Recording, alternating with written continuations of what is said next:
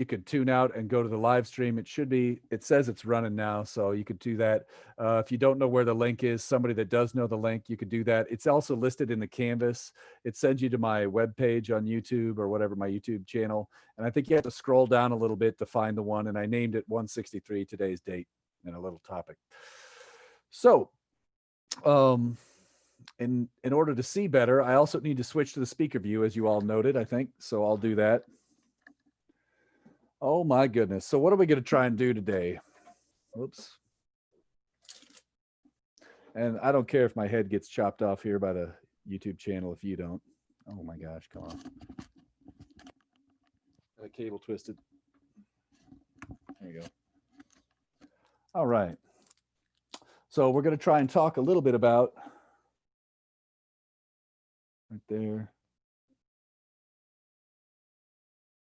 Okay, that's pretty good. We want to talk, maybe do one more Coulomb's law problem. And I have one in mind. And then we're going to try and switch into the electric field.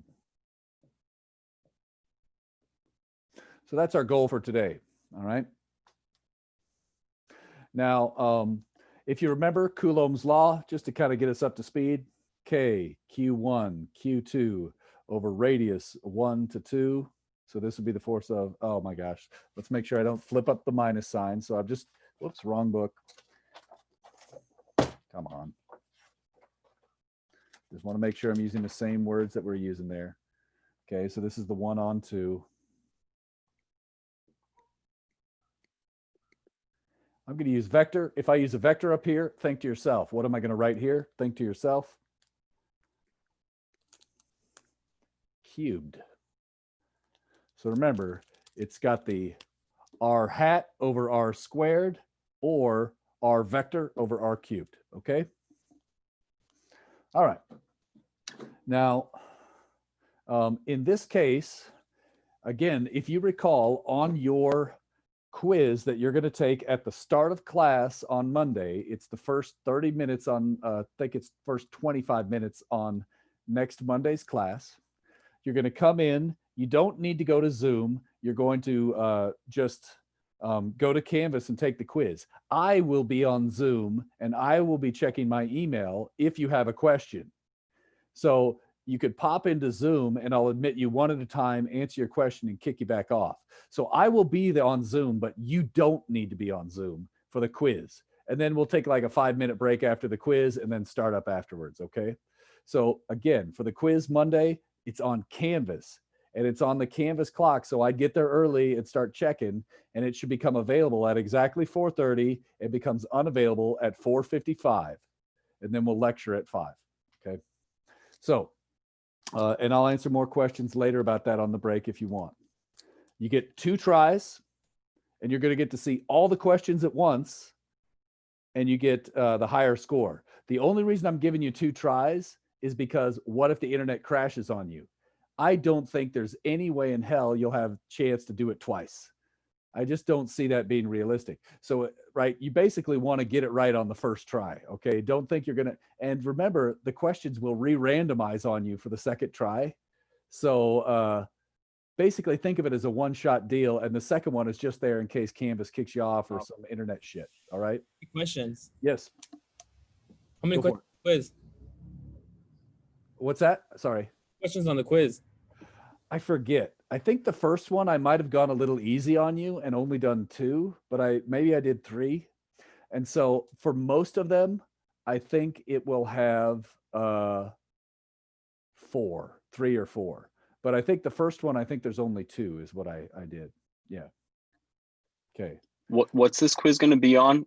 Sorry if you mentioned it. Is it just chapter 21, Coulomb's law? Coulomb's law, yeah. Okay, and so cool. If you go to Canvas, I would take the time to go to Canvas, make sure you know where the quiz is. You can even try and click on it and see if you could see it or whatever. And I think it'll tell you this quiz starts at this time or whatever, right? So, and each week, I think I labeled the quiz what chapter it covers. Cool, so cool. Rather than having, so this is the idea, the educational pedagogy says if you're doing an online class, it's better to do small 1-unit quizzes because then they're short and it's harder to use Chegg and it's harder to cheat and it's less stressful. So students have less incentive to cheat because it's a smaller thing. And the idea is you still are learning something. I mean, I'm not a big fan of online education, and I always used to say it's just cheating for fun, right? But yeah, so I mean, I hate this stuff, but I tried to follow the best practices, and that's what they said to do. So that's why I did it. Good on that? Yeah, totally. That sounds good. All right, cool. All right. So I want to take a look right now. And I'm going to go ahead and do, oh, there's another question in the chat. Okay. Yeah. Okay. Does it allow you to see how many questions are on the quiz before you take the quiz? Oh, that's awesome. Does it allow you to see the quiz settings, like how I've got it set up, like how many tries you get and all that stuff too? Okay, cool. All right. So I think so, all right, good. So for now, I'm going to share my screen. And so what I'm going to do right now is try and find a problem that I like. Oh, not that one, right? You can see that dealing with three-dimensional is kind of annoying. So where is it? Come on now. There we go. I want to start with this one. And so what I'm going to do is, again, you can look this up in your workbook or whatever, and I know a lot of you don't have it. So what I'm going to do right now is, while this is on the screen, I'm just getting it on my whiteboard. So you could get it on your piece of paper while I'm writing it on my whiteboard. But eventually, once your books come in, I'm just going to start working and not have this up. So I'm just kind of getting this caught up, okay?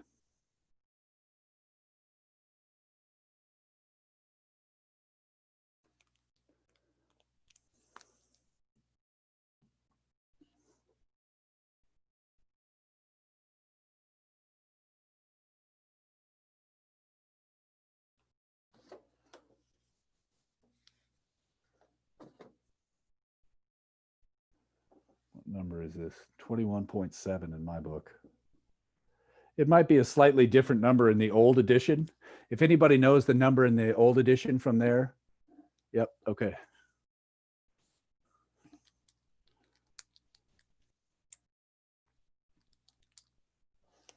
And then what was this?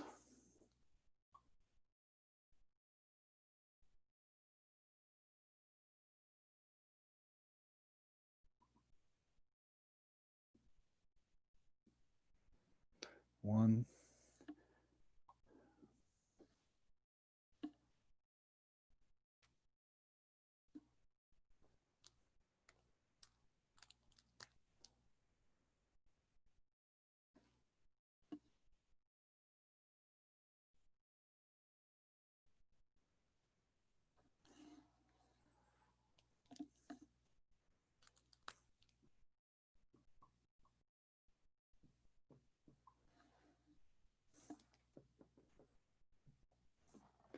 Square of side S.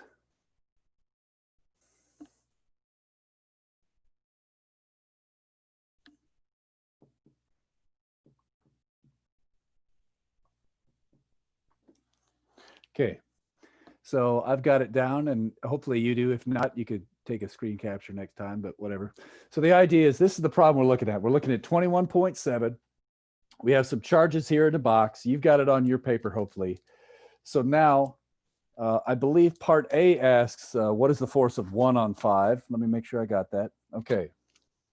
So we're trying to figure out the force of 1 on 5. And if you recall, like I said, why are we doing this? Because one of your questions on the quiz is 3D, and one of them, I think, is just 2D. So the 3D questions, you have to do the R vector if you're going to get it right.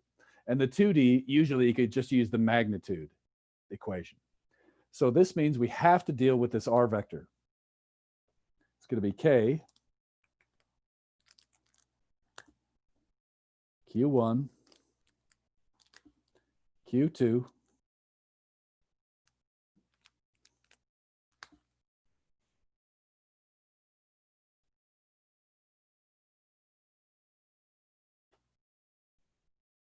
and since I'm using the vector equation, I use the cubed. Normally you do r hat over r squared, but from experience, we know this is a faster way just because you don't have to figure out r hat. Okay.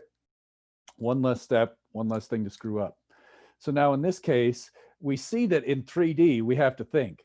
Now notice this coordinate system is a little bit funky. This is a little bit hard to see. This way is X, this way is Y. And so if you could think about it, it's sort of like going that way is X, going this way is Y, and going upwards is Z. X goes to Y, goes to Z. It's a right-handed coordinate system. I goes to J, goes to K. If you don't know what I'm talking about, you will in chapter 28. All right. So in this case, here's positive Z, positive. I'm starting at 1, and I need to go from 1 to 5.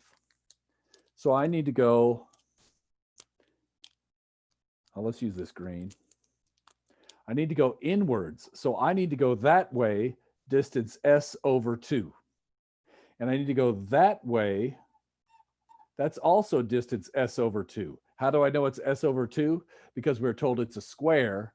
And so halfway in and halfway down is going to be S over 2 and S over 2. All right. Finally, I need to go this way. Now, this is where it gets hard to read. I said this way, sorry. I said this direction is positive X. So that means that direction is negative X.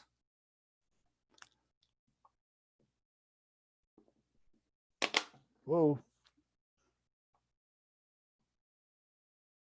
So I see I have a negative S over 2 in the I hat because I'm going that way. Now I'm going down. That's K hat. So this way is K hat.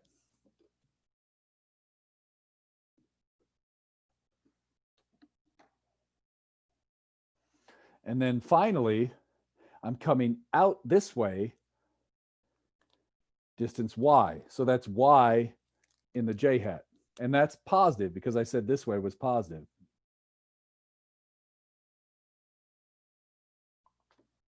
All right. From there, the problem is easy. It's just grinding out boring math. All right. So now in this case, I should probably take the time to do this step here. R1 to 5 magnitude, that's just going to be a whole bunch of crap to the 1/2. Now you could write square root of, but I'm just going to write a whole bunch of crap to the 1/2 because I know I'm going to cube it later. And then I know cubed of a half is 3/2. You could do whatever you want. So it's going to be x squared, which is S over 2 quantity squared, plus another one of those and plus y squared. And then about the only thing you might screw up is you might forget these parens, square the S and forget to square the 2. You know what I'm talking about. So this is equal to S squared over 4 plus y squared plus another S squared over 4, which is equal to, geez, I'm running out of room here. This is 2 times that. So you get this weird S squared over 2 plus y squared to the 1/2. So because there's 2 of them, that's how you end up with that S squared over 2. It's not because I forgot something. All right. So just checking. I think right now we know all of this, right? We know K, we know Q, we know Q, we know this, we're done. All right. So I'm going to pause for a second, check the chat, see if I missed anything. Is that so far so good? And remember, you could follow along with the solutions as well. All right. Thanks for the feedback, peeps. All right. Looks You're good. right. Maybe like a little bit bigger for the fractions. It just gets a little blurry for the quality and it's hard to see. Sorry. No. That's the kind of stuff I need to know. Is that better? Yes. Thank you. Yeah, all these problems look about the same after a while. So if you had me for 161 for this, you're like, this is just 161 gravitation problems that I hated doing. Yep. All right, sounds good. Okay. Yes, that is correct, Esme. It says it's identical, and so that's your clue. You're like, is it positive or negative? Well, if it's identical, then it's going to be exactly the same, so also positive. Great comment. Thank you. Others?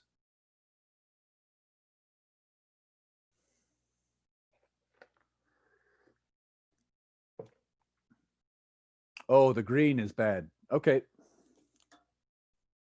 There it goes. All right. I only wrote on my wall a little bit with that. Okay. So now I'm going to cheat here. You know what? I'm going to go to the screen share because the rest of this, I think we could do. That's kind of the important part of getting it set up. So let me do a screen share and jump to the solution. Obviously, you want to work this one out, but in case you haven't done this before, if you're new to this class, a trick, and maybe I didn't say it, if you open the PDF, don't forget you could hit Control F, and then it should open. Oh my gosh, come on now. Did it? Control F, there it goes. And what problem were we doing? 21.7, I think, right? So I just type in the problem number, and it should most of the time take you there. You might have to skip to the next once or twice if that number happens to appear in a question. So just showing you here, this is what we figured out. This is what we figured out. And so there's the R hat if you want it. And so I guess I did the calculation a little bit differently. It ends up the same. And just pointing out here, we get a 3/2. And here is that R vector. Okay, and I'm going to check the chat really quick. Oh, there you go. Yeah, so of course I have no idea where the page numbers are because sometimes the problems have more than one problem per page. So I usually just do that way. That's a good point though, Corey. Yep. All right. So now that's what the answer looks like, and I'll clear that so you could take a look at it. All right, so that was our answer. I want to look at part B now, and I'll bring it up since you guys don't have it.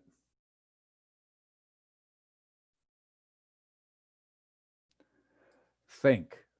This is not calculate the force. Look at part B carefully. It doesn't say what is the force. It says what is the direction of the net force. Now think about it. I'm going to make this bigger so my picture is good, okay?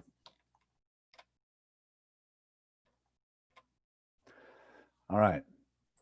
Now it's kind of hard to tell here, but imagine number 1 is going to exert a force kind of that way. Well, think about number 4. Number 4 is exactly opposite that one. While you can't exactly see it very well in 3D, it's going to be kind of the opposite direction. And you might expect, oh, the K-hat parts should cancel out, but also the I-hat parts should cancel out, and we'll only be left with the J-hat part. I'm going to check the chat.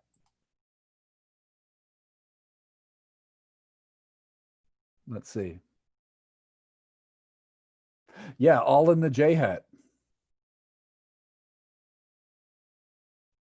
Now remember, so Sam's raising a point about 21.15 having a different coordinate system, I think, right?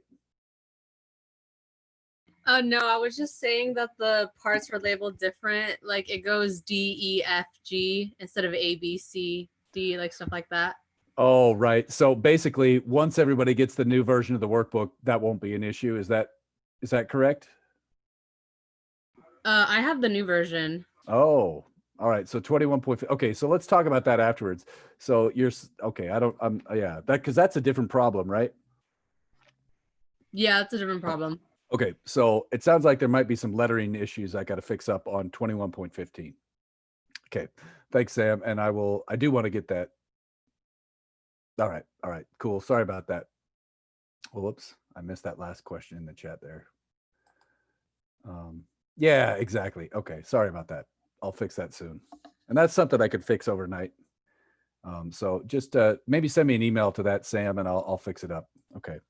Okay, cool. So now it's kind of hard to see this one on this 3D. So I just want to maybe show you a different version here. Imagine this board has the charges on it right here, right?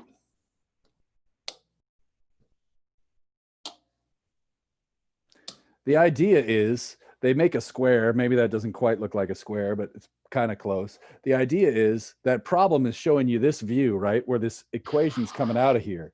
And so if I could, I'm going to have to go around this way carefully and not pull the cable out, right? We have this axis coming out of the board this way.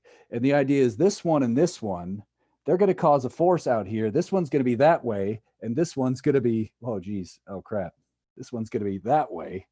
And we see, maybe this isn't any better, but at least I'm getting to do this on a live stream to you. And so we have the point here is that the components going out of the board are not going to cancel, whereas the components going off axis will cancel. And the net component is going to be in the J hat for the total force. All right. And let me see if there's other. Okay. Okay. I have no idea what ASL means, so that's cool. I'll just, okay. Okay. So I'll just give up and just accept that I'm old. Oh, I see. I got you. Oh, God, I'm so bad. All right. The point being here, this is why we do this. We spend a lot of time getting one force right. We took a lot of time getting this one. We took a lot of time getting this one right. Now we say, aha. We expect the I hat part and K hat parts to drop out. Look at part C. Whoops. In part C, it says determine the net force.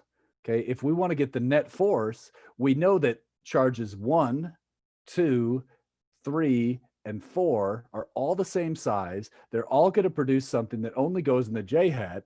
And I'll get to the questions in just a sec. All we have to do is take the I hat part right here. Whoops, let me get my annotation. We'll take the I hat part, get rid of these parts, and multiply by 4. And that's where I got this answer. So this is important, and it will become very important in the next chapter, and it will be on the next quiz, I guarantee, figuring out symmetry, when you could use symmetry. So we typically have problems where it's really annoying. It takes a long time. You got to do this R vector, and then you do the symmetry, and it simplifies subsequent parts. Oh crap, J hat, J hat, J hat. Absolutely. I misspoke. Sorry. Yes, we keep the J hat part, throw away the I hats. I'm sorry about that. And so you're absolutely right. See, it's J hat down here. You're right. Okay. And then the trick is because you had 4 other charges all doing the same thing. That's where the 4 came from right there. I apologize for that. Okay. Let's go. And remember, we have 4 charges out here causing a force on the 5th one. So we have a force 1, 2, 3, 4 from these guys. So that's why we have 4 of them, even though there were 5 charges. Okay. In the next chapter, we're going to be talking about electric fields. That's a little bit different. Yep. Yeah. Okay, cool. All right. All these cables. Good. Other questions? Is that pretty good? Oh, yeah. Yeah, exactly. And so we found the J hat part of 1, multiplied it by 4 because there were 4 total charges producing the same J hat force. And we knew by the symmetry, you hear physicists say this all the time. They say, oh, by symmetry, the answer is this. And you're like, what? That's what they're trying to do there. Okay, that's a lot easier than writing down 4 different force vectors, right? And then taking the whole time to do all the algebra. All right. So far, so good. I'm going to pause for a sec.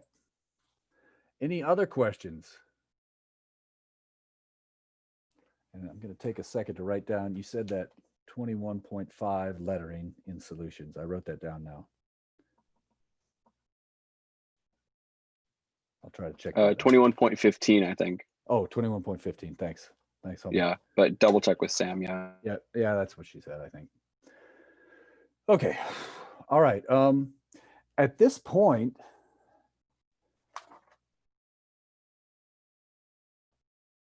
I think you guys are good to go on this chapter. The next one is a little bit harder.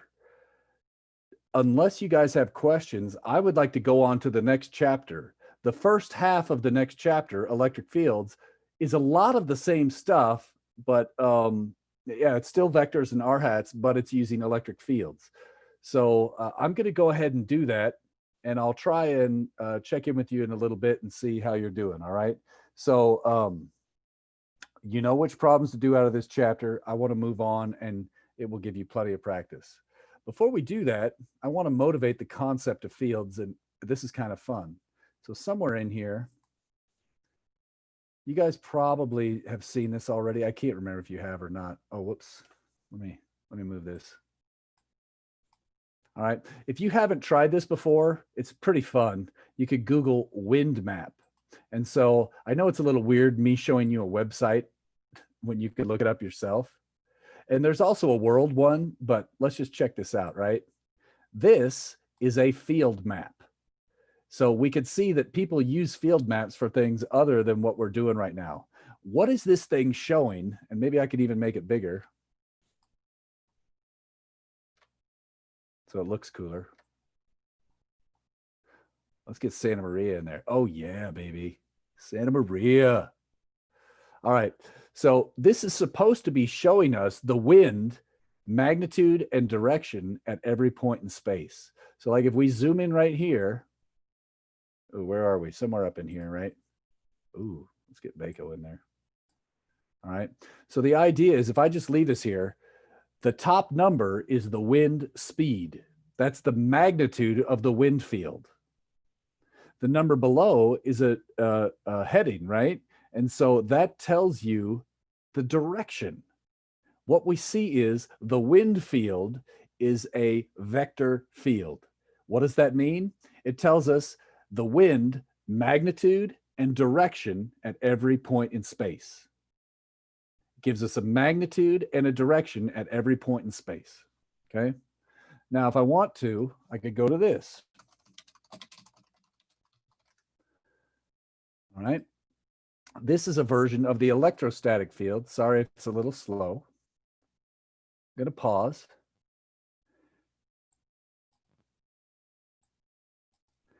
So what I have done right now is I put a couple of charges out here, a plus charge and a minus charge. This is called an electric field map.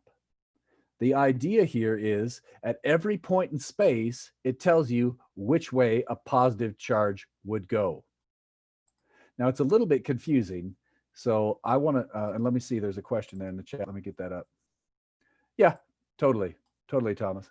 Okay. So let me pretend this sensor down here. See this little sensor that I'm pulling out? It should be a little yellow circle on your screen. I haven't let go of it yet. I have not let go of it. So I'm going to put this right up here. And now what do I see? Think about this. If this was a positive charge, this yellow, let's think about it. And I'm going to get to my board back here for a second. We'll bring this back up. I'll leave it up. Okay. Imagine I had a situation like this.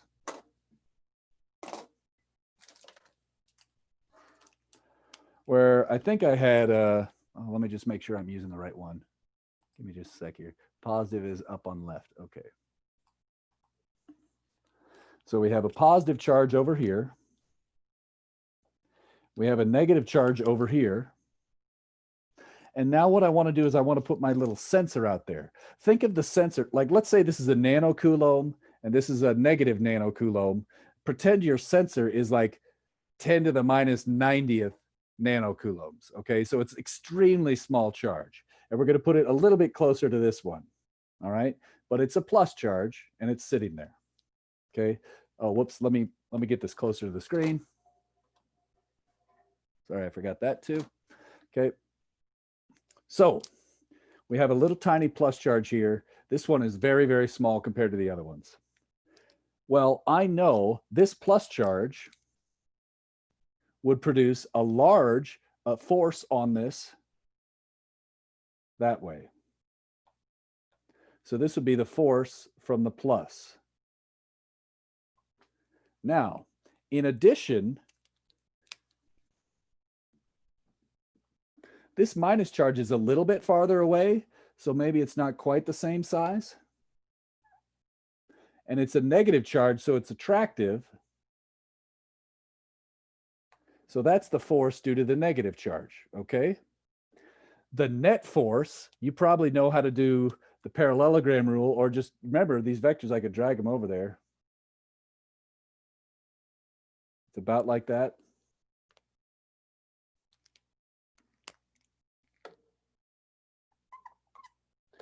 Okay, so that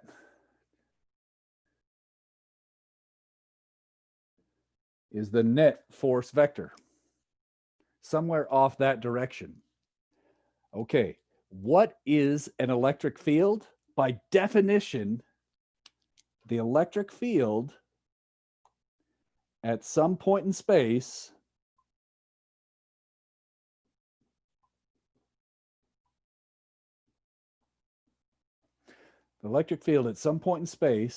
is equal to what the net force would be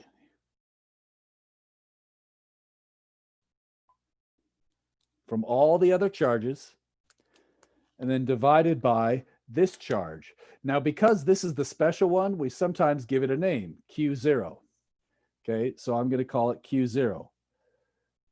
You're going to hear me say the words point of interest a lot. I call this my point of interest. So point of interest. For short, I just call that POI. Okay, POI. All right, so now if you read in a textbook, a lot of times they don't say all these words. They'll often just say it this way. The electric field is equal to force divided by Q. Okay? And so this is our first level of abstraction. We're going to have 2 or 3 more before we come back to something sensible like an electric circuit. All right.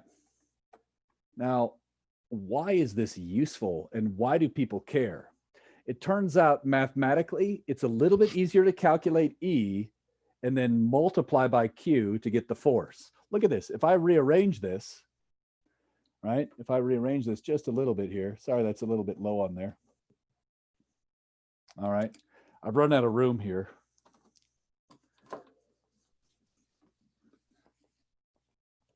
Remember, you got this live stream, so if I'm erasing too fast, you can go back and watch it. I think I hit the button. Yeah, I did. Okay. So we know that in practice,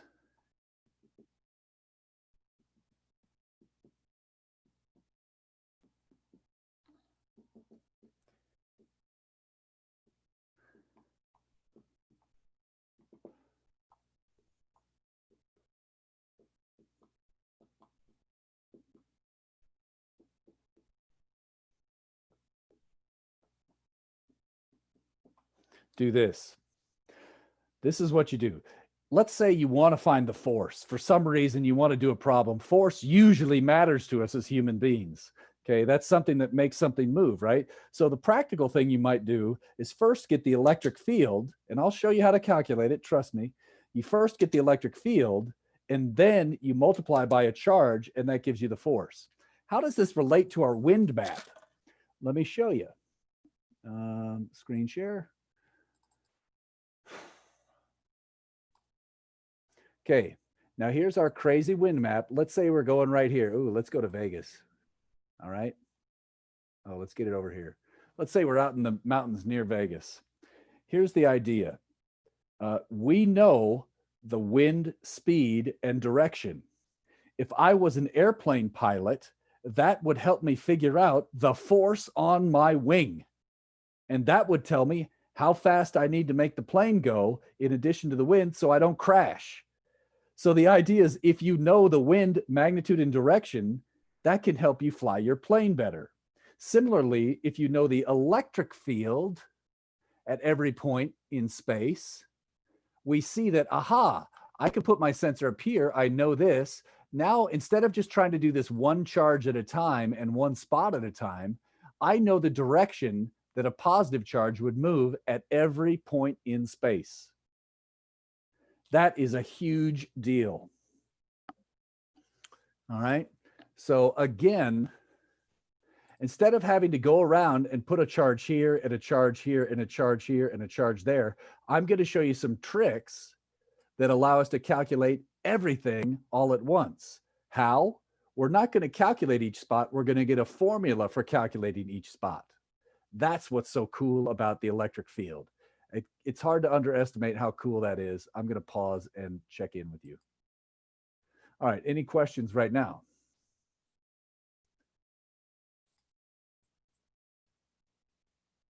I'll pause and get a drink here. Yeah, Thomas, I am going to put the variables up in just a sec. So I'm going to actually spend the time to do it really carefully in just a sec. Okay. So I just wanted to get the big picture there.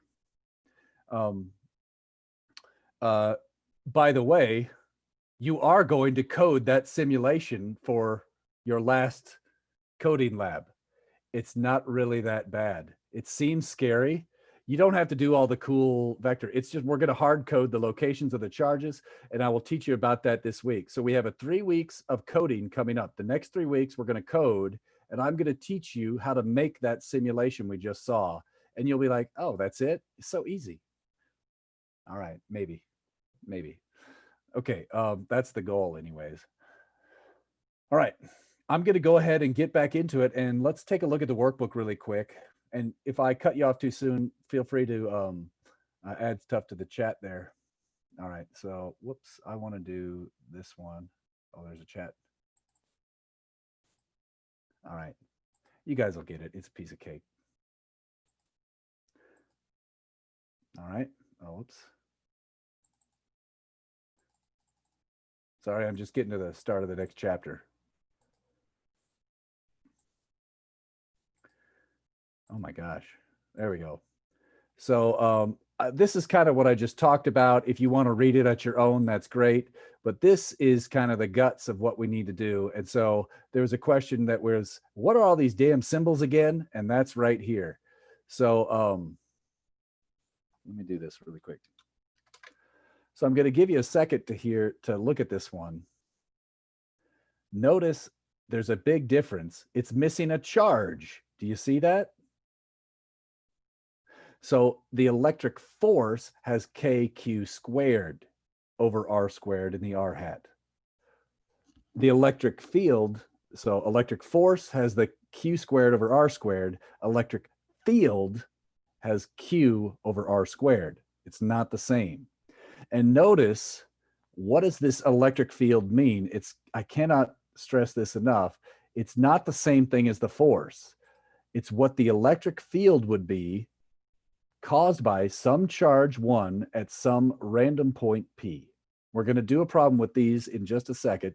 So hopefully you got all this. And I'm going to scroll down a little bit.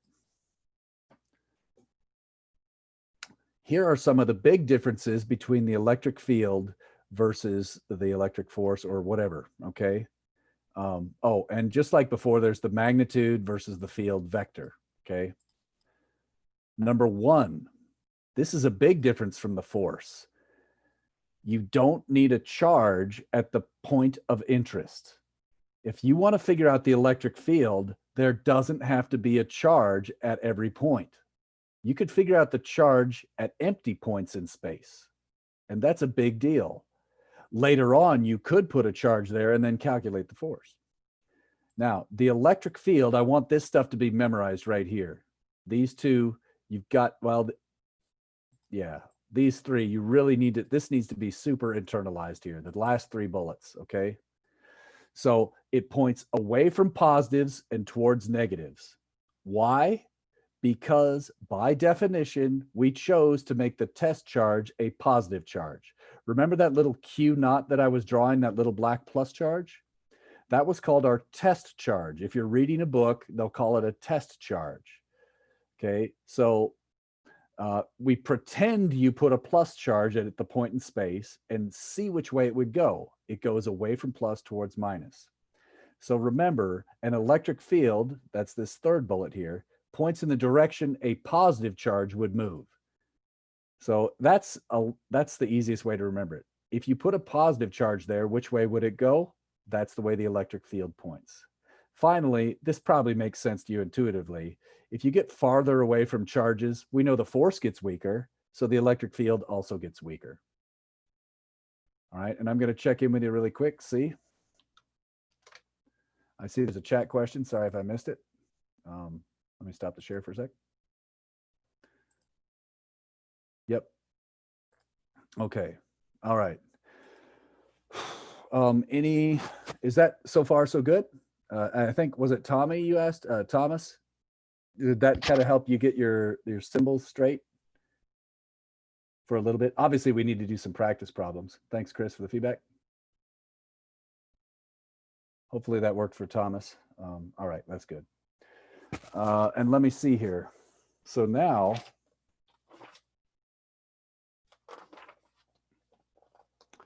let's just take a look. Okay, thanks. All right. Thanks, T. All right. Let me show you another one of these. If you look at the top of page 14 in your workbook, or if I screen share and show you what I'm talking about. Whoops, I got to hit the button first. Oh my gosh, there's so many windows. So many windows. All right. So going to here, if I just go to the next page, I asked you to figure out what does it look like if you have a proton all by itself or an electron all by itself. And so you could draw this later, and there's what's called a dipole. This is one of the most popular ones because it's used all the time in chemistry. Every molecule ends up having some dipole moment, right? It basically acts like there's some plus charge on one side of the molecule and some negative charge on the other side, and that is an electric dipole. And the dipole moment has to do with the amount of charge and the space in between it. And that relates to intermolecular forces, et cetera, et cetera. So dipoles are huge in physics, chemistry, materials, science, anything that has to do with science pretty much. So you're going to see dipoles a lot. All right, so if I could, and just to give you an idea here, let's say we get rid of this one. Oh my gosh. Okay, so many windows. Okay, so imagine we have this plus charge. Remember, the electric field represents which way a plus charge would want to go. So pretend you put the sensor out here, imagine which way it would go. Just think to yourself, if you put a plus charge out here, this little yellow thing is our test charge. If you put the test charge out there, which way would the electric field point? Which way would the force point? Same. There we go. It points away from a plus charge, right? And then if we put a minus charge instead,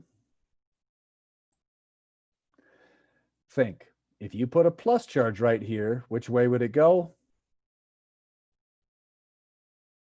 And so the electric field for this one is into, right? And then we already saw what the dipole looks like. And this is worth showing you in maybe some detail. Look at this crazy stuff. If I put this grid out here so I can line these up on a grid.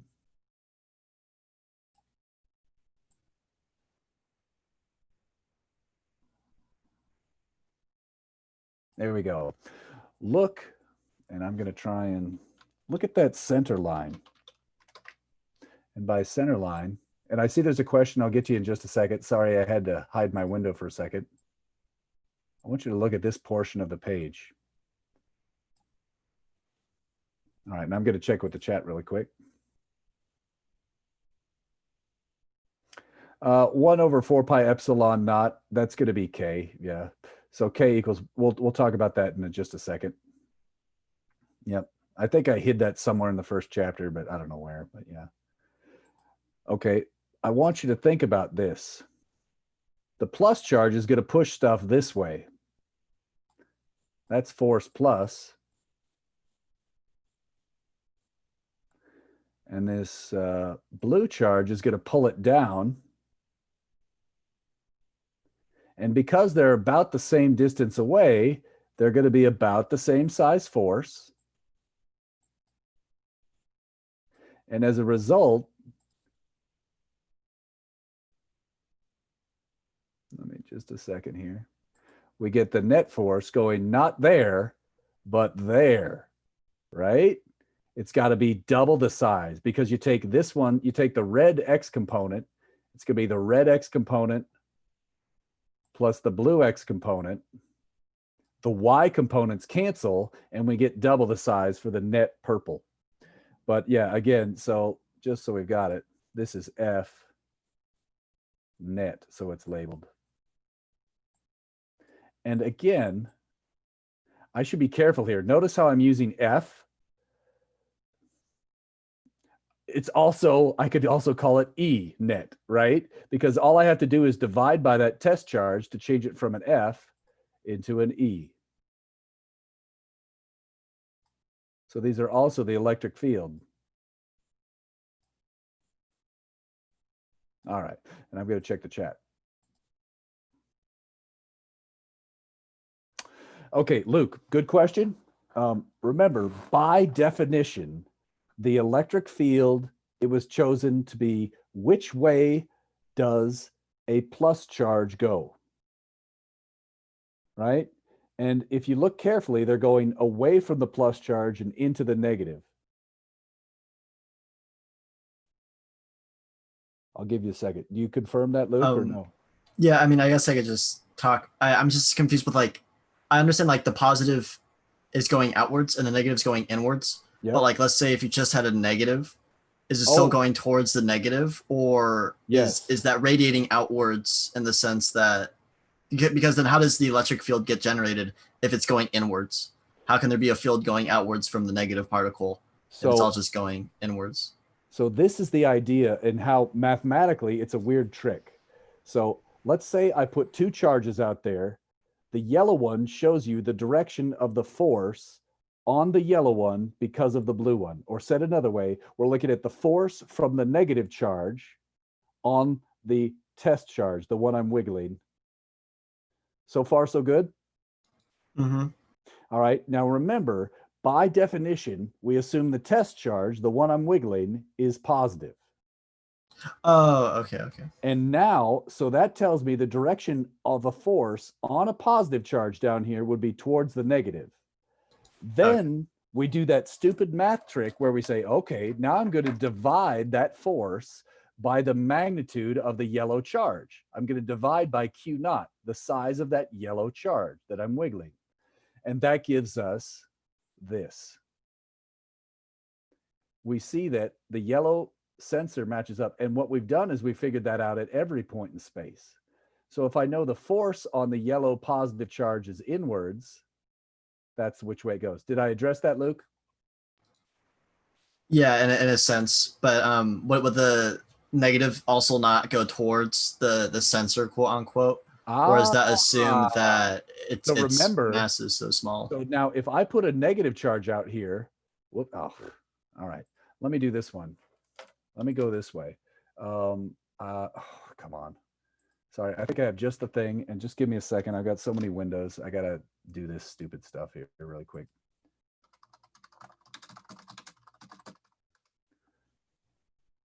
So this is another FET, and this one allows me to see both the force and the motion and the field all at once. Sorry, you have to wait for me to load a web page. I'll get a drink of water here.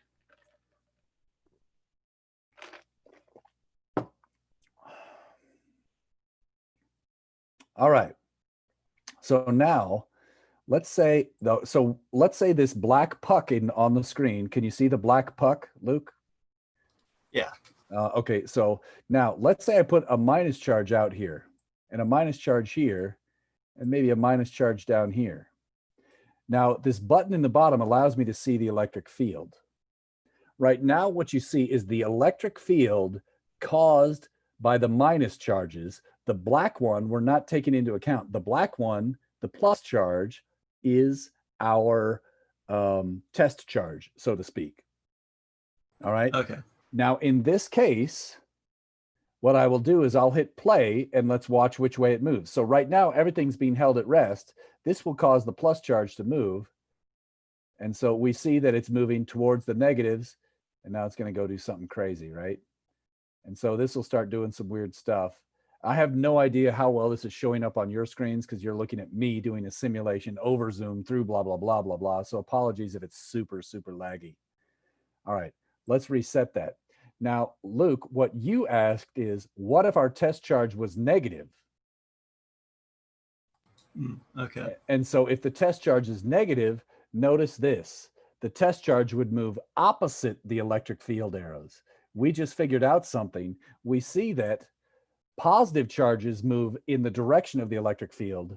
Negative charges move opposite. And that's so important. I'm going to stop the share and write that on the board so you write it down.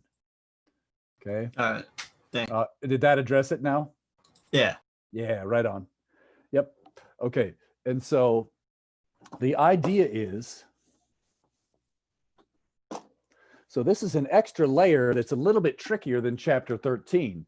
When we had gravity forces, everything was always attractive. Now what we see is, in this case, positive charges, they move or experience force.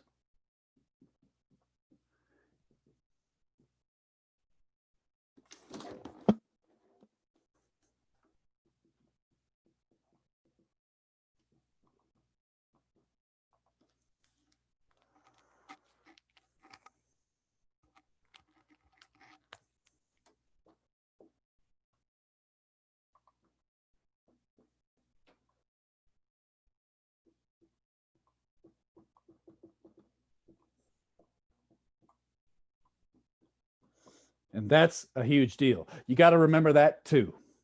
So if you put a positive charge out there and you know the electric field, hey, it's easy. Just take a positive number times the electric field, you got the force. But think about it. You already knew this. If I said force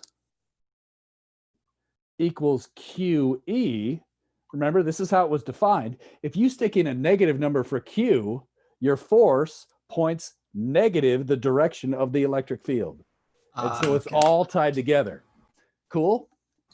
Yeah, and is there any reason specifically that positive is outwards and negative is inwards, or is that just something that scientists assign to it? Yeah, well, it just made sense to call the test charge positive because now I think this equation makes a lot of sense if we do it that way. So now you say, if you do a positive charge, you have a positive sign, you don't have to flip the sign of the field. And now if you do a Okay. negative charge, you do have to flip the sign, but that's already there. And so I think that's why it makes sense. All right, cool, thanks. But I still blame Ben Franklin for the glass rod.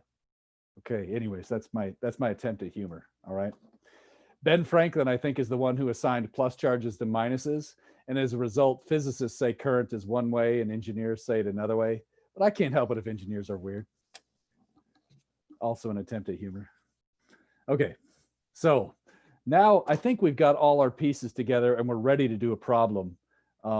Yeah, that's all right. Engineers get paid and get a real job instead of doing Zoom classes all day, right? All right. Oh, wish this was vodka. All right, here we go. It's going to be a long semester. I'm sweating in this classroom right now. I hope you guys are a little bit cooler. Oh man, I'm just sweating every day. All right. All right, let's share the screen. Actually, you know what? To me, this makes sense. This is a logical spot to take a break because we can come back and do a problem right after this. So why don't we take a 5-minute break so you can space out, get a glass of water, use the restroom, okay? It's been an hour already, right? Or something. So let's take a break. I'm going to keep the Zoom room rolling. That way I don't have to restart the live scan and everything. Yeah. Oh, no. Yeah, sorry. No coming back at 5:55. I love that number, but yeah. All right.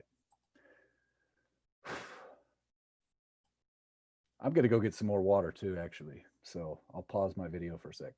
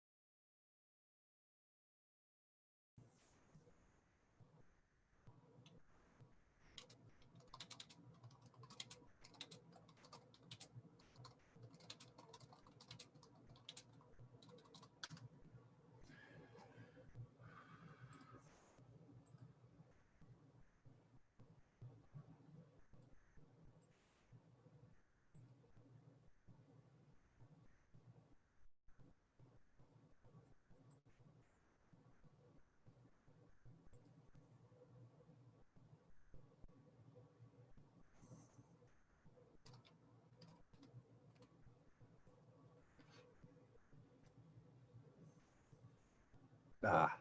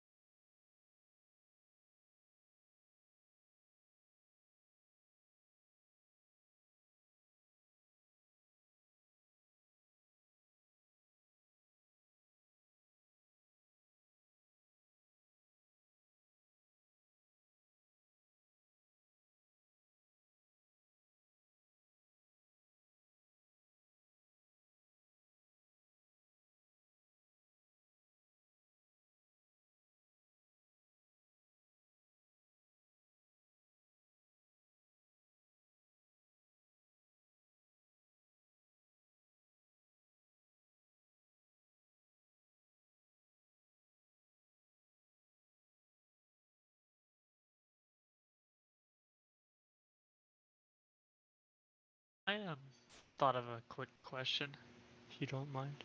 You're muted at the moment. Thanks. Yeah, go ahead. Sorry, I was just trying to save something really quick that I comment. Go ahead with your question. I was just wondering, I guess, the difference between a field and a manifold. Then is a field more particular to forces and a manifold just being collection of points? Yeah, exactly. A manifold Okay. is just a membrane, right? Or just think of a drum head. Yeah, right. So Okay, because that's what comes to mind to me, anyways. Not any time at Hancock. Okay, I have a few more classes to go. All right. Yeah, a few more. So if you're wanting to do D brains or whatever, or brain theory, all that. Yeah. Thank you. Yep. And so, to be honest, I used to be pretty up on everything modern physics, but now I got to tell you, I spend so much time working on my teaching materials that unless it's in something I'm doing right now, I'm pretty out of date. So Brian probably is a better resource for that.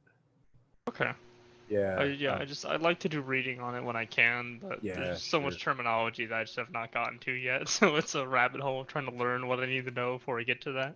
Yeah. I mean, that's usually, I would think, grad school or maybe the last semester of your senior year. If you're at a high power Division I school like UCSB, Okay. you might get in there.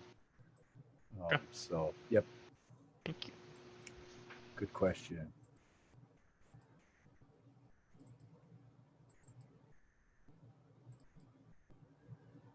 And then Sam, I found that typo you were talking about, and I'm fixing it right now really quick. Thank you for finding that.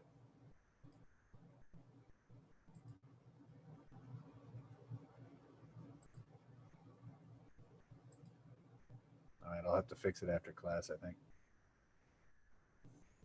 Oh, because I have it open right now. I got you. All right. All right. I think it's pretty smoky out. Yeah. A lot of fires going on. Pretty crazy. Yeah, Lompoc is orange. So Yeah. It's probably not that bad. I think it's probably just my amazing physics chops are fire right now. Probably. Oh, that's my attempt at humor. That probably didn't even work. You need something? I just wanted to tell you something. You gonna say hi to my class? Wave. They're looking at you. Okay.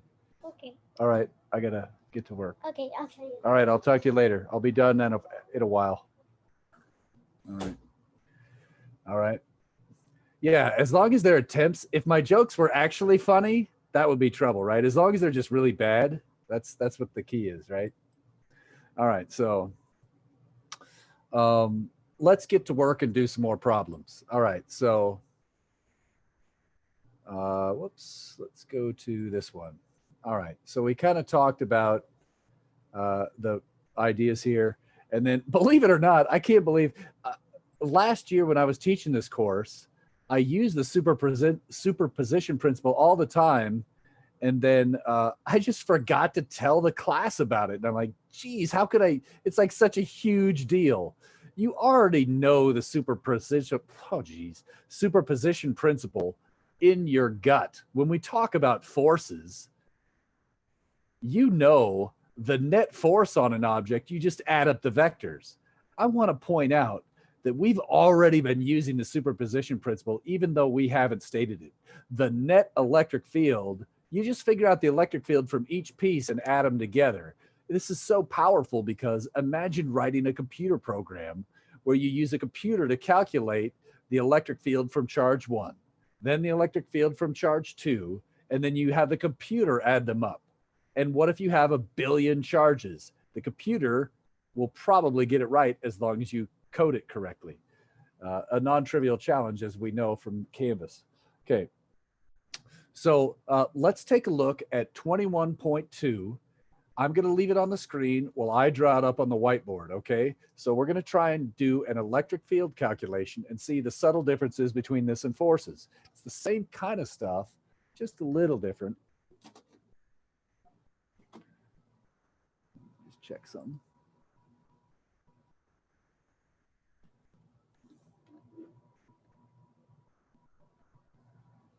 Okay, that's about right. Okay. My marks. So if you want, take the time to get it on your paper. Ooh, I got to minimize this so I can see.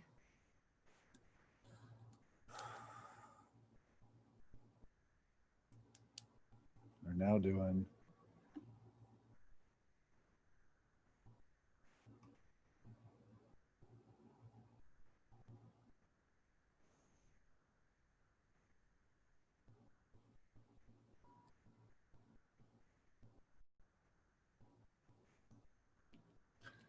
and I'm going to check the solutions real quick just to see what color I used.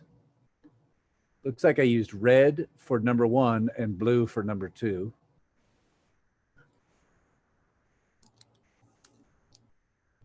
If you want to get out the solutions and follow along with the solutions instead of me yakking on the video, this is a totally good idea.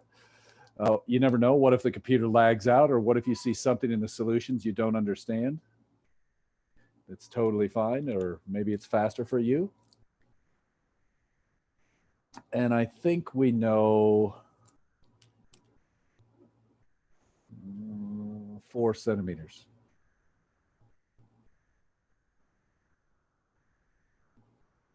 Obviously, we're going to use 3 sig figs, but I'm just getting lazy. So in general, and this is true for Canvas too, we would probably use 3 sig figs for everything. So, all right. Now, I'm trying to figure out the direction at a point. So remember, I cannot stress this enough. When I ask electric field, notice immediately after I ask about the electric field, I say where. Okay? So it's not at every point in space that we're going to sketch. You could do that using a computer program, but in general, I said, where is the electric field, or what is the electric field at the origin caused by these other 2 charges? So charge Q1 and Q2 are going to cause an electric field down in here. Okay, they're going to cause an electric field out here at the origin. All right. And I'm just going to write down some numbers.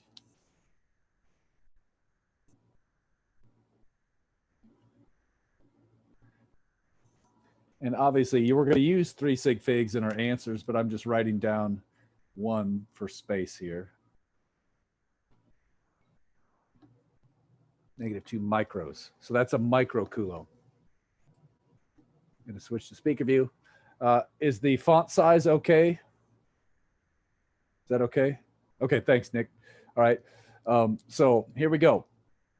In this case, I want to know about the electric field at this point.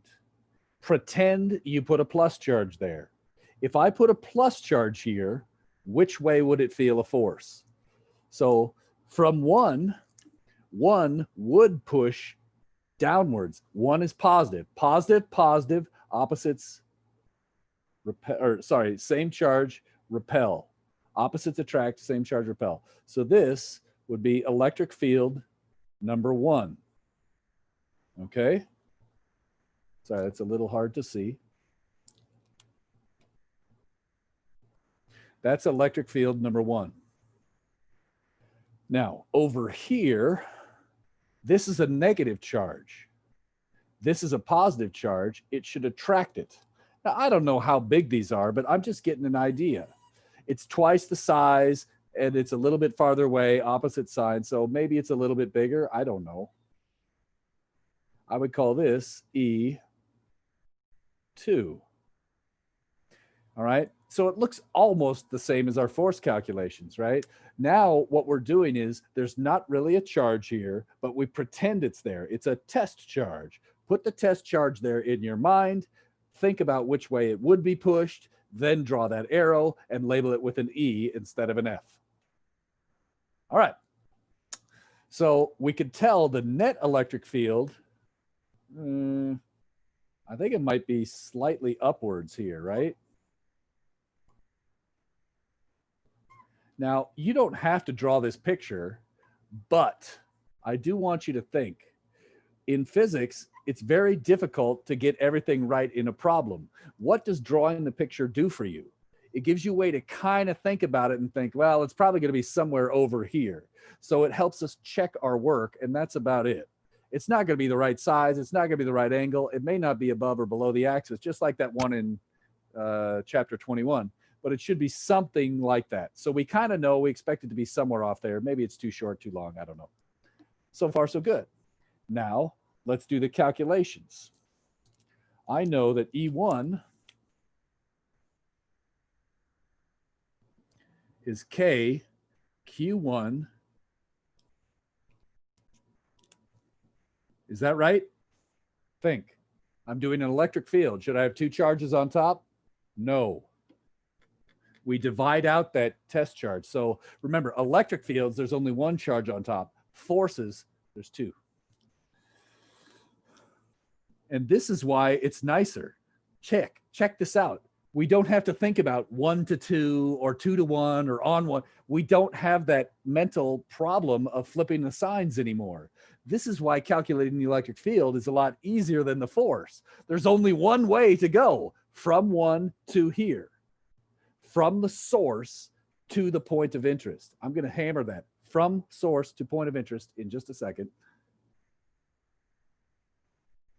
And then it's going to be R1 hat. And so we don't have to think about the 1, 2, which way am I supposed to go? It's so much better. Now, if you wanted to, you know, you could be spicy here and change that to a cubed and this to a vector. I think you know that. So we could do this too. And that's probably what I want to do. R1 vector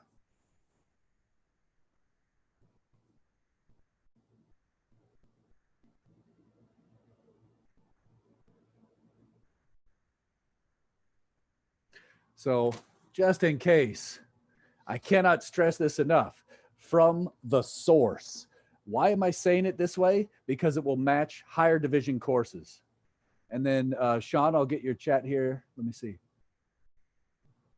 Yes. So Sean is saying, why did you say the origin is the point of interest? Is it because the problem said so? Yes. So generally speaking, in a physics test, I will say, hey, this is the point of interest. Figure out the electric field at it. And now what I could do is I could draw this dot somewhere else so that basically I could give you the same charges and then give every test a different point, and it's the same work, but you have, slightly different numbers. And so you can't all just copy each other. But that's one way I might do that. Sean, did I address your question? You're right. It's the origin because the problem statement said so. Right on. Okay. Another question here. Okay. Did I miss anything, or I think we're still good? Okay, I think we're good. All right, I hope I got it all. All right, so why am I saying source? This will match things that you see in higher division electrical engineering courses. A lot of times we call a power supply a source, or maybe you're going to look at a source of thermal energy or a source of blah, blah, blah, blah, blah. So this tends to look like a large class of other problems. And later in this course, current will be the source of magnetism. I guess the course is done, so we could just give everybody an A and go home now. So, right? Anyways, sources. Charges are the source of electric fields. Currents are going to be the source of magnetic fields. I think the rest you can learn on your own, and the quizzes will be coming every week. Okay, that was an attempt at humor. All right, here we go. So R2 similarly would be from source Q2 to the same POI. And so the trick in this problem is you can see that K is just some number and Q is going to be something pretty darn easy. The rest of it comes in, it's all in getting this stuff right. And the rest of the problems kind of crank themselves out. So I'm going to work on that in just a second, but all semester long, think from the source to the point of interest. Okay. Now, what is this one? In this case, I think it's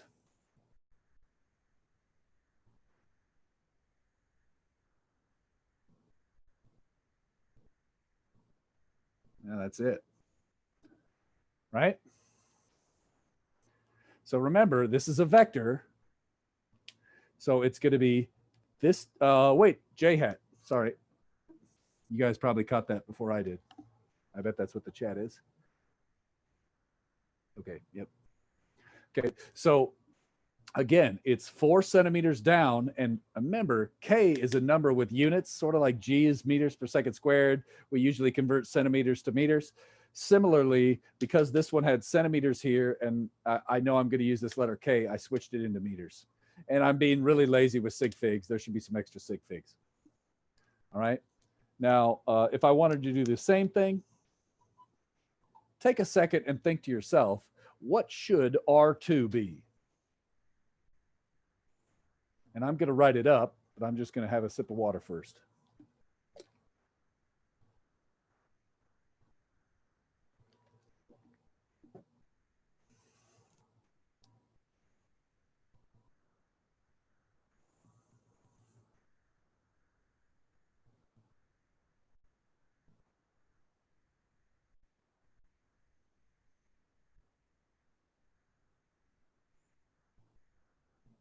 Hopefully that's what you got.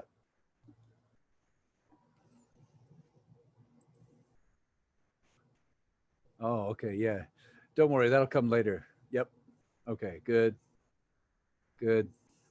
All right, and so like any physics problem, we always got to watch our units. We always got to watch our I hats, J hats, and signs. But I go left, that's negative I hat, down, negative J hat. All right, and so at this point, that's kind of the tricky stuff. I'm going to go to the solutions to show you the guts of this. All right. And so, where's that screen share?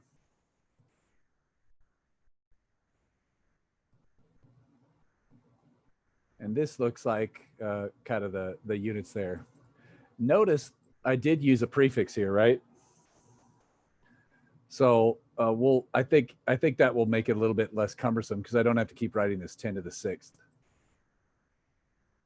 Same thing.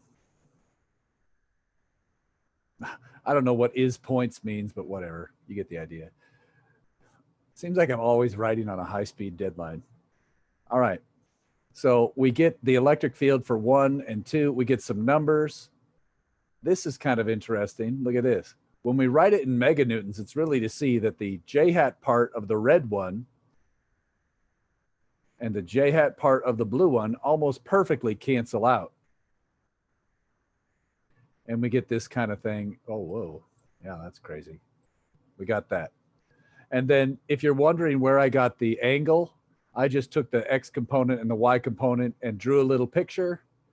I'll just show you. So at the end, we know that it goes some distance here. So it goes some amount in the X, some amount in the Y. And to get the angle, let's say that angle is phi. That's just tan inverse, the old vector crap. And in this case, it would be opposite there. Okay, so EY over EX. If you're wondering where I got the angle from, that's just our standard vector crap. All right. So, oh, question? And yes. Oh, so let me go back to that in the, let me make sure I showed you that.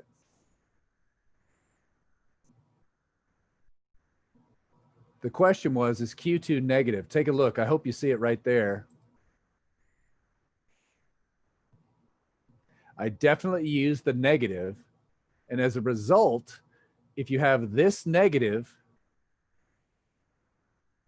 and then these are both negative, right? That's going to make them both positive down here. We already knew that from our picture. So I forget who asked that question. I lost my chat box. Where was that? So Thomas asked, what about Q2 being negative? Now check this out. I'm going to go back here. This is usually what people get confused by, actually. So it's worth spending some time on. Look at this arrow. The blue arrow is going positive I hat and positive J hat. But look down here. We had a negative number for the R vector, but you also get a negative number when you plug in the charge. So because the charge is negative and this is negative, because the charge is negative, oh my gosh. Just one more thing I got to deal with is the depth of field. All right, so because the charge is negative here and the R vector is negative, they cancel out and make it in the first quadrant. Hopefully that made sense. I forget who asked that. Yep, okay, cool. And that always, it feels really unsettling. And you may have noticed this with the forces too. If you were doing forces, this happens all the time. If you have one charge positive and one charge negative, when you're writing out the R vector, it looks wrong compared to the picture. But remember, the negative sign from one charge being off will flip the sign of the R vector and make it right. So whenever it's kind of like what Luke was asking earlier, like, oh, what about the negatives and the it's just that extra layer of complexity on top that just makes it extra fun. Yeah, that's it. Okay. Okay, good. That's good. Yeah. So if you have a negative source, you get a negative charge, which will flip the sign of the R vector, and it always happens that way. Good stuff. Good stuff. Okay, let me go back to the question and show you the next part and why we do this. That was all just getting used to the math of this and dealing with it. Whoops, let's go to here. So look what we just did. We just did basically parts B, I think, right? Part B and C and all that. So now look at part D. Okay. This is what's cool about it.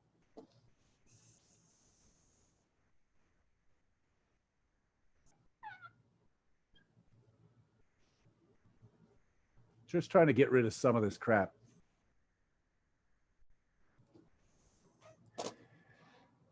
We were told the charges and we say, okay, we just figured out, I'm going to exaggerate this a little bit so I can see it a little bit better.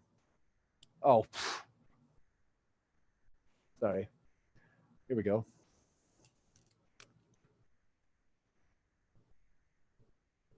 Okay, so we were told what's going to happen if you put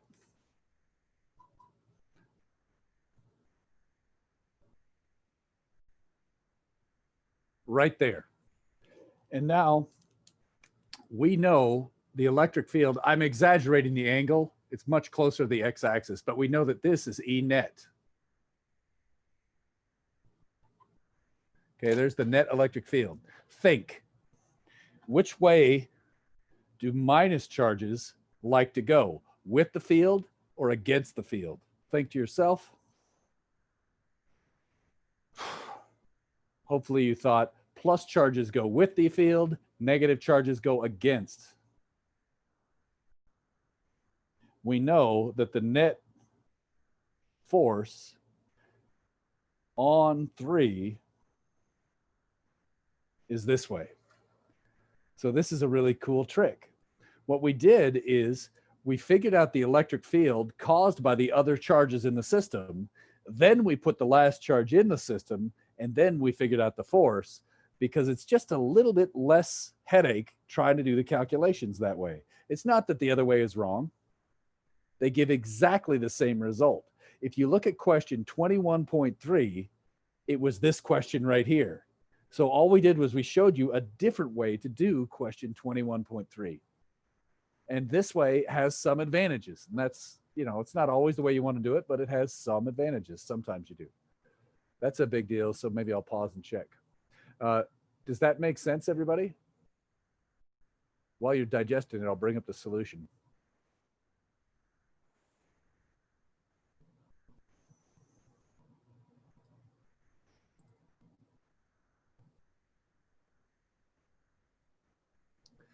The idea is, aha, we can use this.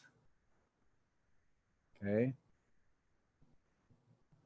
If I know the electric field at the origin and Q3 is at the origin, I can do this. Because Q3 is at the origin, I use the electric field at the origin times Q3 to figure out the force on 3. Beautiful. And so this, you just plug it all in.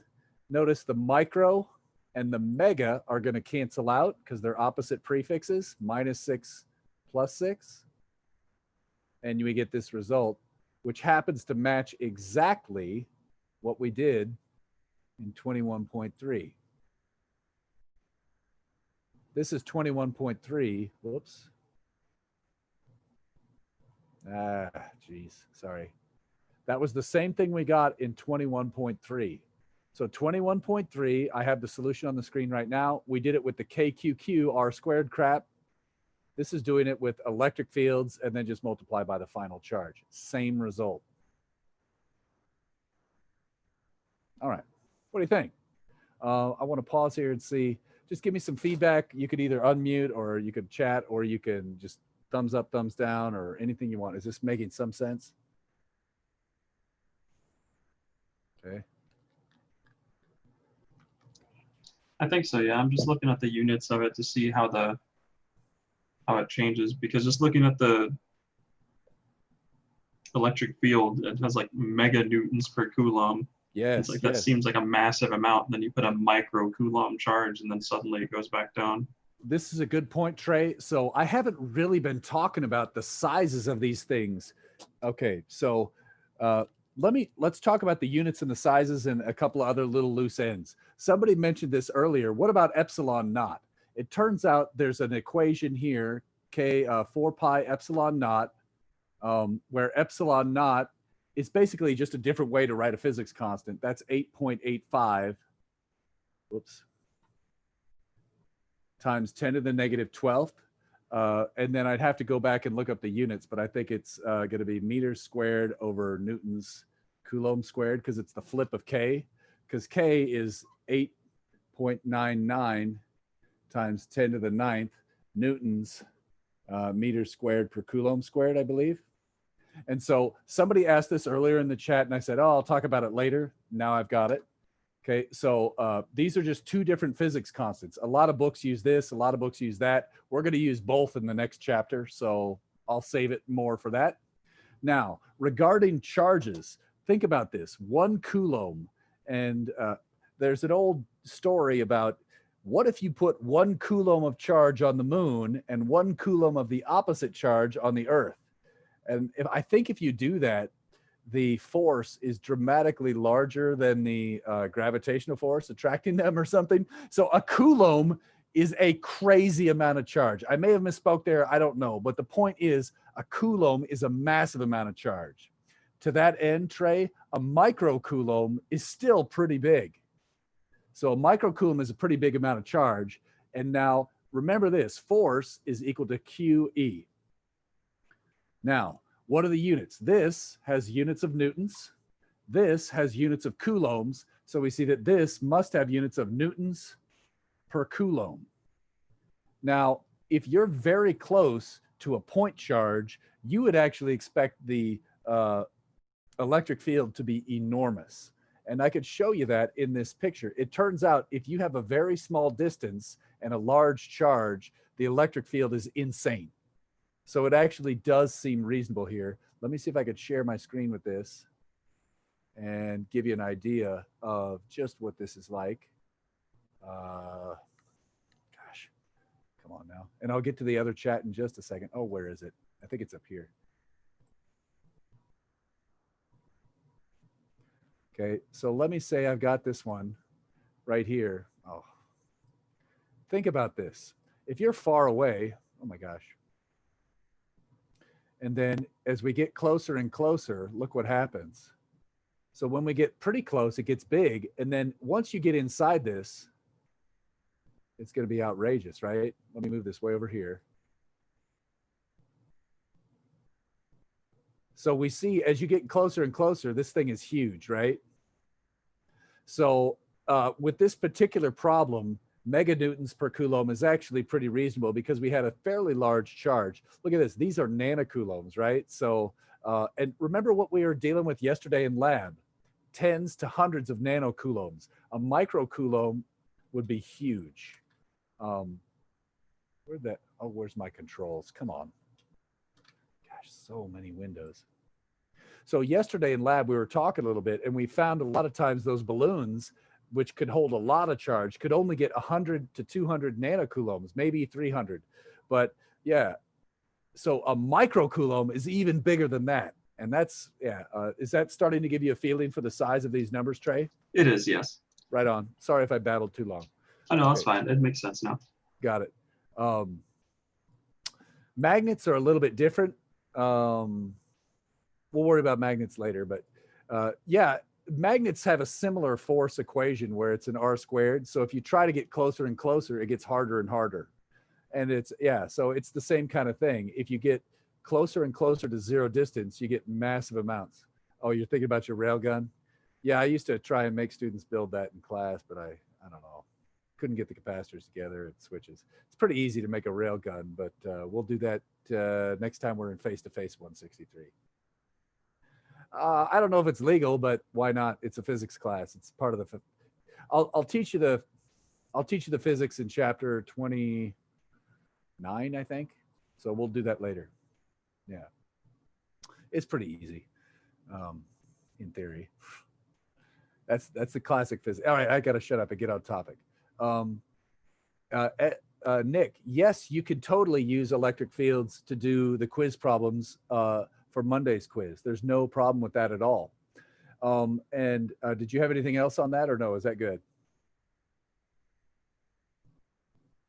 Is that good, Nick? You could do it if you want to. Okay, cool. I'll show you later on the railgun. We'll worry about that in 29. All right. Let me think. All right. I think we should keep going and do another physics problem, right? So, thanks, Jay. All right. All right. So let's go back and take a look. Let me find another one. Ha! I think you guys need to suffer a little bit. You didn't get enough in lab last night. So why don't we make this a little bit trickier? You probably think it's easy, right? So let's show you that it can be tricky. So let's scroll down here. Here's one. This one's kind of fun. You could do, I'll leave this one for you to do at home because it's a little bit easier. I would rather do the hard ones in class with you so I could help you when you struggle. So at this point, I think we could spend the rest of class day on this one. All right, because we have, I think, about 20 minutes to go. So, and I'm going to be here until 7:30 tonight. So if you don't want to be on Zoom right now, leave. Work on question 22.4, come back in when you have a question. I'm going to be sitting here for the next, whatever, hour and 20 minutes and answering questions and whatever. So, but let's try and do this one. I'm going to get it started. You can get it started. And I think you'll see that, oh, I got to actually know what I'm doing. All right. So I'm just writing it on the whiteboard while you guys get it on your paper.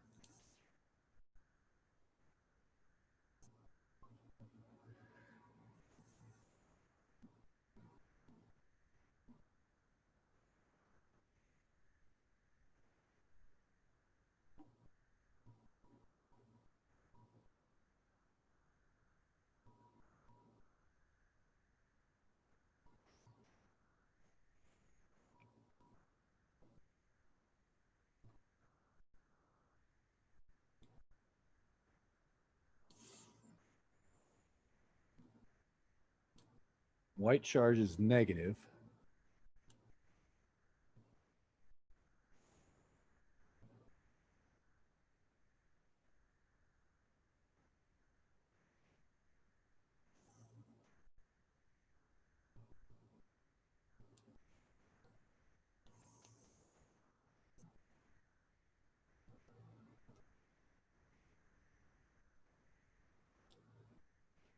with unknown magnitude Q.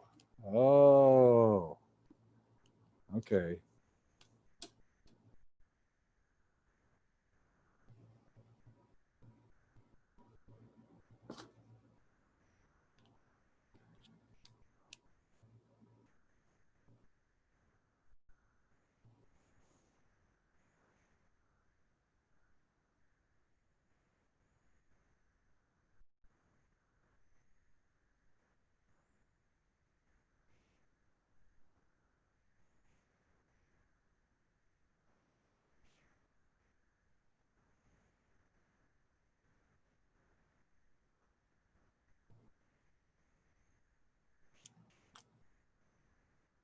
Okay.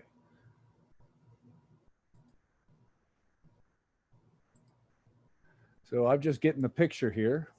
I'll give you guys a second to work before I start telling you everything. So I'm going to pause for a second.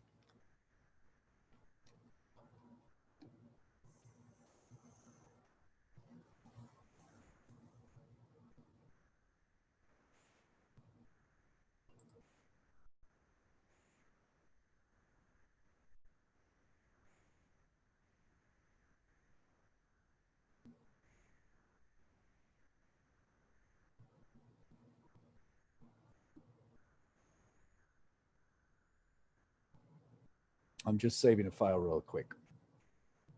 Oh boy. There it goes.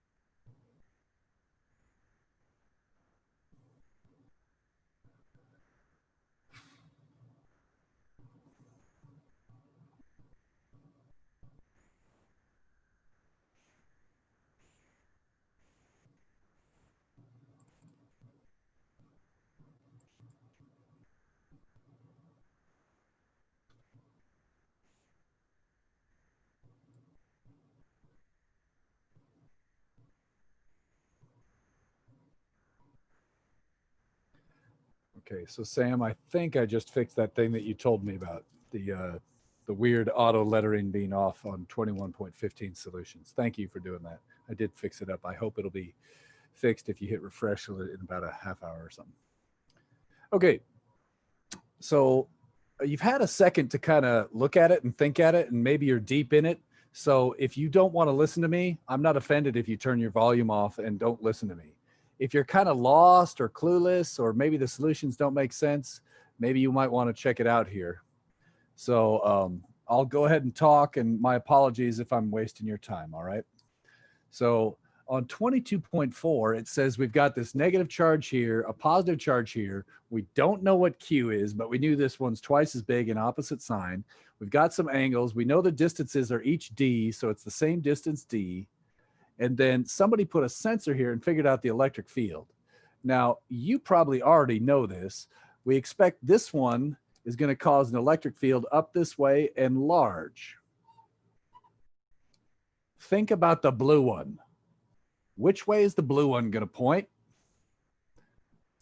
Hopefully you said towards the blue one, because the electric field points into a negative.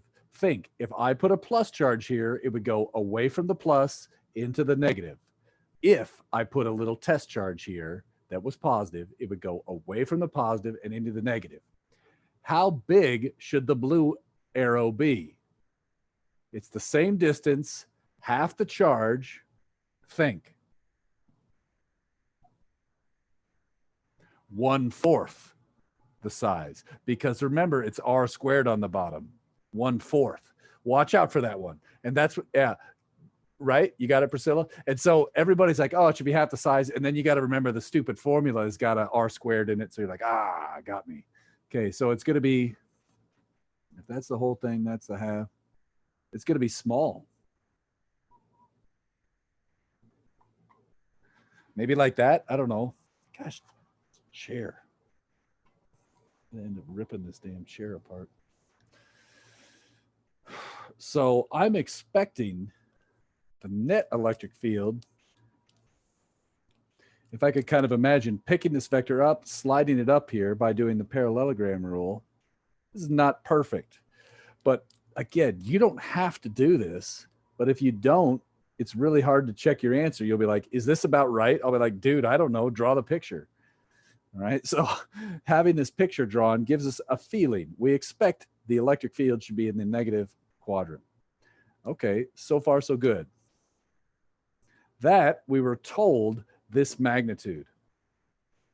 Here's the deal, people.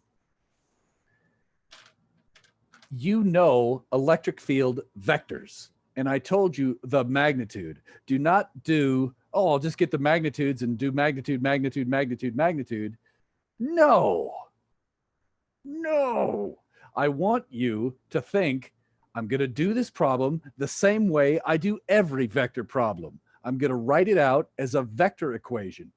All right. That's the key. So I know E vector is equal to E1.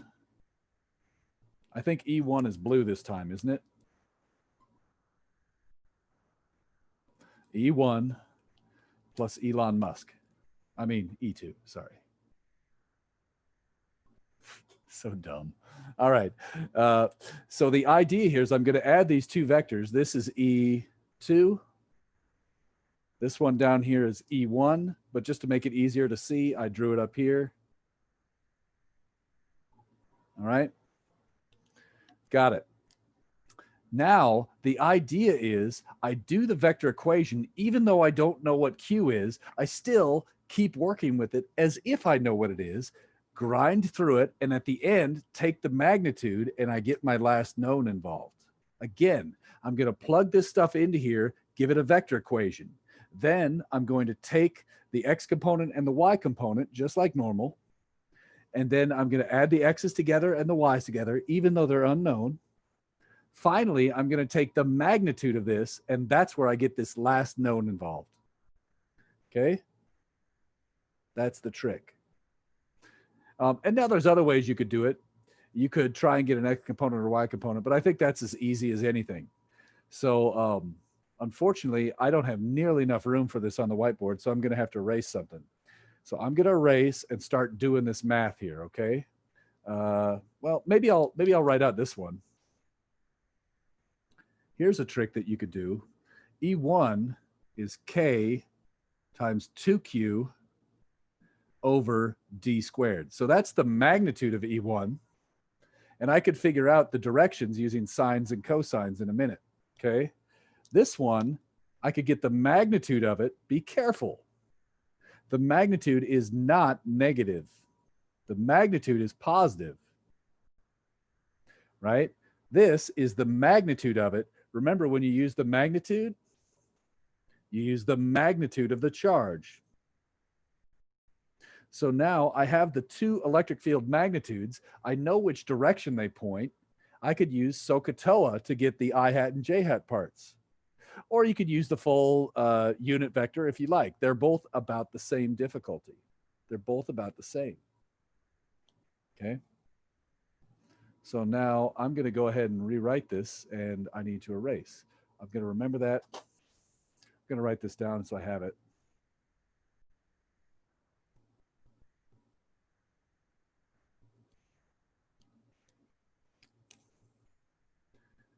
I could tell this Zoom lecture is awesome as people leave rapidly.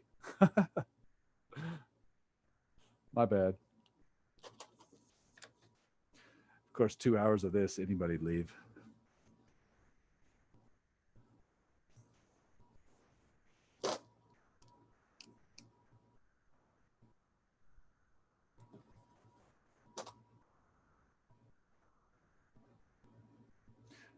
I know that this was 30 degrees and this was 2. That was the magnitude of E1. So I could get the X component and the Y component. Okay, so this would be E1 because it's adjacent. It always feels uncomfortable writing cosine on a Y component, but yeah, it's adjacent.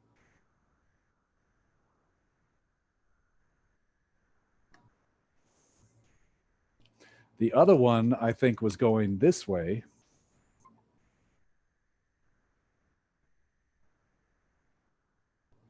It was 45 degrees. I need to draw it a little bigger. Sorry.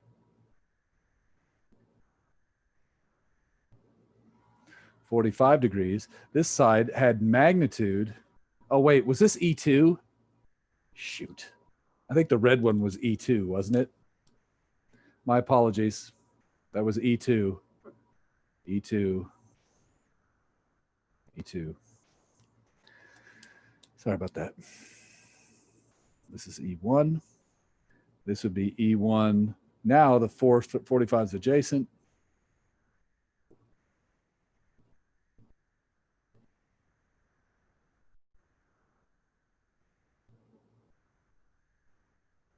And in this case, we knew the magnitude was not negative. It's always positive. It's a magnitude. We got that. Cruising along here. I see that this one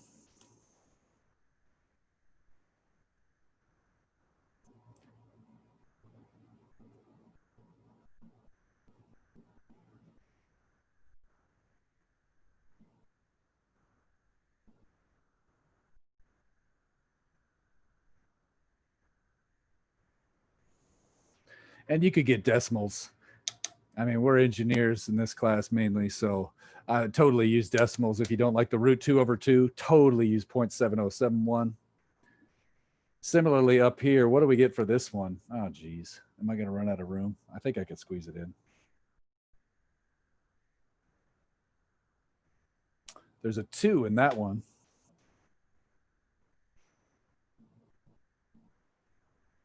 Just fit. And then I'm going to get lazy. So we have negative sine 30 is a half. And it's negative I hat. So that's the sine 30. And then cosine 30 is what? √3/2. And it's positive in the j hat. Right. So again, we see this is -1/2. That comes from the sine 30. Negative because going left.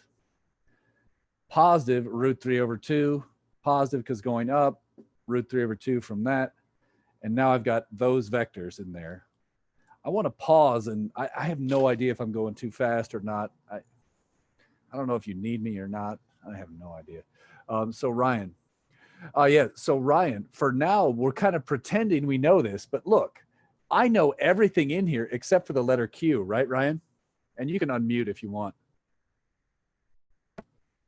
Yeah, I guess except for E vector. That's my question. Wait. Look at what the problem told us. We don't know E, but we do know the magnitude of E, right? Oh. And so check this out. Just watch me now, okay? I know the I hats and J hats. I know those. Couldn't you take the I hat parts, add them together, take the J hat parts and add them together and get E net, right? Do you agree you could do that, Ryan? Mm-hmm. Yeah. And then do you agree you could square the I hat part, add it to the square of the J hat part? And get E magnitude. And that's E. And that's how you get an Okay. equation that has E equals something with the letter Q in it. Divide by everything except for the Q. And I'm going to bring it up. It's, okay, yeah, so that's how you get Q in the end. So it's a whole. Exactly. Okay. It's kind of sneaky, isn't it? Yeah, yeah. Yeah. So this is true. Now, I'm mentioning this just because in engineering, we do this all the time where you think, I know what I want the output to be. I want the output. I want this many horsepower on my engine, or I want this many meters per second on the ball leaving the cannon. You know what you want the output to be. So now you basically are reverse engineering it. Well, how do you do that? You do the whole problem as if you know what it is, then use the output parameter that you care about to determine the input parameter you need. Let me see. And I see there's a chat, so I'm going to try and get that. Yes. So Esme, that the root 2/2, that's just from doing sine and cosine. You could also use 0.7071 if you just punched it in your calculator, right? So this is 0.7071, that's 0.5, and that's going to be 0.866. So, yep. And then in the, oh, sorry. Oh, shoot. Was this E2? Jeez. Oh, my gosh. This was 2. The red one was 2. It gets so confusing because sometimes number 1 is blue is 2, whatever. Yeah, you could also do it like this. Somebody's asking, could I also just say this? 1/√2. Money. That's totally fine. And then in the end, because you're an engineer, oh my gosh, go to decimals. I mean, come on. So I'm going to go to the solution really quick and show this to you. Yay. All right. So good.